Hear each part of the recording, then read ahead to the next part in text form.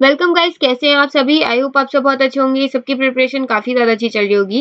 तो गाइस इस वीडियो के अंदर हम बात करेंगे यहाँ पे रेलवे के अंदर जो लेटेस्ट वैकेंसी निकली है, न्यू वैकेंसी निकली है यहाँ पे, तो न्यू रेलवे रिक्रूटमेंट 2022 के बारे में हम यहाँ पे बात करेंगे। तो इसकी एक बार कंप्लीट डिटेल्स यहाँ पे जान लेते हैं। तो गाइस यहाँ पे जो वैकेंसी निकली है वो साउथ ईस्ट सेंट्रल रेलवे की तरफ से यहाँ पे निकली है। स्पोर्ट्स कोटा के थ्रू गाइस यहाँ पे ये वैकेंसी निकली है। एंड गाइस इसकी जो यहाँ पे फॉर्म की डेट है, ऑनलाइन फॉर्म कब से कब तक आप फिल कर सकते हैं, वो यहाँ पे 19 फेब से लेकर के 5 मार्च यानी 19 फरवरी से लेके 5 मार्च तक आप लोग इसके फॉर्म यहाँ पे फिल कर सकते हैं। साथ ही बात करेंगे गाइस यहाँ पे टोटल वैकेंसीज कितनी निकली हैं, तो टोटल 21 वैकेंसीज निकली हैं यहाँ पे स्पोर्ट्स पर्सन के लिए। एंड साथ ही गाइस यहाँ पे लेवल 2 और लेवल 3, लेवल 4 एंड लेवल 5 की पोस्ट यहाँ पे निकली हैं। गाइस यहाँ पे आपका ग्रेड पे भी गिवन है। अगर बात करें लेवल 4 एंड लेवल 5 की, तो यहाँ पे 2400 एंड 2800 का ग्रेड पे है। एंड लेवल 2 एंड लेवल 3 की बात करें तो यहाँ पे 1900 एंड 2000 का ग्रेड पे है। आगे देख लेते हैं गाइस, यहाँ पे आपकी स्पोर्ट्स वाइज डिटेल्स दी हुई है वैकेंसी की, तो आप चेक कर सकते हैं। टोटल वैकेंसीज मैंने आपको बताया 21 है यहाँ पे। आगे देख लेते हैं एजुकेशनल क्वालिफिकेशन की बात करेंगे। Minimum educational qualification level 2 and level 3 post के लिए यहाँ पे जो है वो 12th पास है अलॉन्ग विद स्पोर्ट्स अचीवमेंट।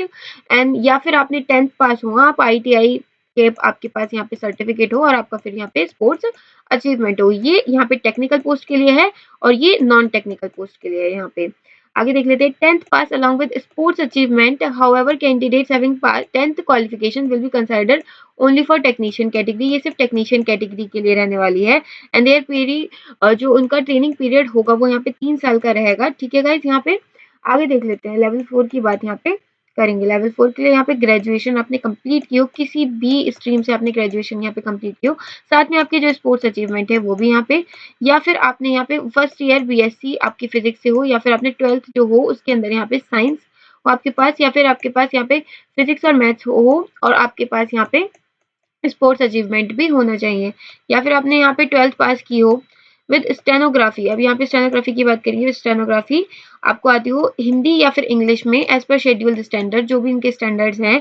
अगर इंग्लिश की बात कर लेते हैं यहाँ पे, तो 80 वर्ड्स आपकी जो स्पीड है वो 80 वर्ड्स पर मिनट होनी चाहिए। ड्यूरेशन आपको 10 मिनट मिलेगा एंड ट्रांसक्रिप्शन टाइम मिनट्स होंगे आपके पास यहाँ पे 50। और हिंदी की बात करेंगे तो 80, 10 एंड 65 यहाँ पे आपको ट्रांसक्रिप्शन टाइम मिनट मिलेंगे। आगे देख लेते हैं लेवल 5 की बात करेंगे। तो ग्रेजुएशन आपने कंप्लीट की हो किसी भी स्ट्रीम में, आपके पास यहाँ पे स्पोर्ट्स अचीवमेंट हो, तो फिर आप यहाँ पे एलिजिबल हैं। आगे देख लेते हैं गाइस, यहाँ पे लिखा हुआ है the sports achievement of current and previous 2 financial years will only be taken, यानी कि आपकी जो स्पोर्ट्स अचीवमेंट है वो यहाँ पे आपकी या तो करंट ईयर की हो या फिर प्रीवियस 2 ईयर्स की हो। अगर आपके स्पोर्ट्स अचीवमेंट जो भी हैं वो यहाँ पे 1 अप्रैल 2019 से पहले के हैं, तो फिर आप लोग यहाँ पे एलिजिबल नहीं रहेंगे। एज लिमिट भी आपकी दी हुई है। जो एज आपकी जो एज लिमिट है उसकी जो रेकनिंग ऑफ डेट है वो यहाँ पे 1 जुलाई 2022 है। साथ ही गाइस मिनिमम एज लिमिट आपकी 18 साल है, मैक्सिमम यहाँ पे 25 साल है। आगे देख लेते हैं, कोई भी यहाँ पे एज रिलैक्सेशन पर है ही नहीं किसी भी कैटेगरी के लिए यहाँ पे गिवन है। No age relaxation is permissible for any category, यानी कि सारी कैटेगरीज के लिए सेम ही यही जो है आपकी एज की डेट क्वालिफिकेशन जो भी है एज की, यही रहने वाला है एज का क्राइटेरिया आपके लिए। आगे देख लेते हैं गाइस, यहाँ पे सिलेक्शन मोड बताया हुआ है कि भाई सिलेक्शन आपका कैसे होगा यहाँ पे।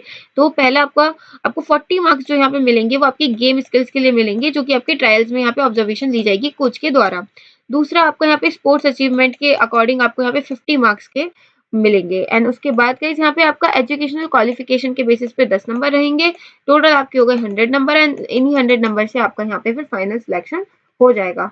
फीस की बात करेंगे एंड फॉर्म कहाँ से फिल कर सकते हैं, तो फॉर्म फिल करने के लिए वेबसाइट यहाँ पे गिवन है, तो यहाँ से आप फॉर्म फिल कर सकते हैं। साथ ही गाइज यहाँ पे 500 रुपीज आपकी फीस पेमेंट रहेगी।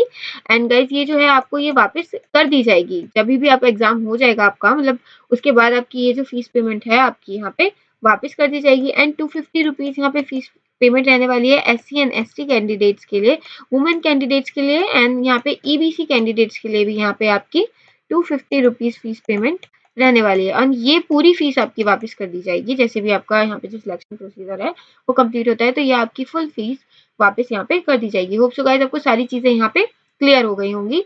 और साथ ही दोस्तों, अगर आप किसी भी कॉम्पिटेटिव एग्जाम की प्रिपरेशन कर रहे हैं तो आप अपनी प्रिपरेशन अनअकैडमी प्लस के साथ कंटिन्यू कर सकते हैं। एंड मैक्सिमम डिस्काउंट के लिए आप लोग PMYT कोड का यूज कर सकते हैं। इस PMYT कोड जितनी भी कैटेगरीज अनअकैडमी ऐप के ऊपर उन सभी के लिए वैलिड है, whether it is UPSC, SSC, bank, railway, CDS, AFCAT, CAPF, state PSC, UGC NET, IIT, JEE, NEET. तो अगर आप इनमें से किसी भी एग्जाम की प्रिपरेशन कर रहे हैं, आप अपनी प्रिपरेशन अनअकैडमी प्लस के साथ कंटिन्यू कर सकते हैं एंड मैक्सिमम डिस्काउंट के लिए आप लोग PMYT कोड का यूज कर सकते हैं। चलिए गाइस, फिर मिलते हैं नेक्स्ट वीडियो में।